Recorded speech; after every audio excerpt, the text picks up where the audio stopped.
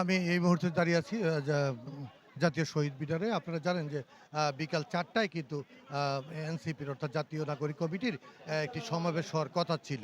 তো আমরা দেখতে পাচ্ছি যে বিকাল ৩টা থেকে জহমত যত গড়াচ্ছে বিভিন্ন রাজধানী ঢাকা মহানগরীর বিভিন্ন এলাকা থেকে ওয়ার্ড থেকে এবং বাংলাদেশের বিভিন্ন জায়গা থেকে কিন্তু মিছিল নিয়ে কর্মীরা কিন্তু শহীদ মিনারে এসছেন।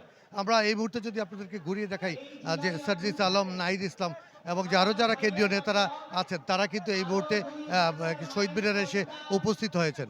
তো তারা কিছুক্ষণ আগে আমাদেরকে জানিয়েছেন যে যেহেতু গত ৩রা অগাস্ট ২৪-এর এক দফা ঘোষণা করেছিলেন নাহিদ ইসলাম, সেই নাহিদ ইসলামের মুখ দিয়ে আজকে কিন্তু বাংলাদেশের ইশতেহার, বিচার এবং আগামী নির্বাচন সংস্কার এই বিষয়গুলো তারা আজকের সমাবেশ থেকে তুলে ধরবেন।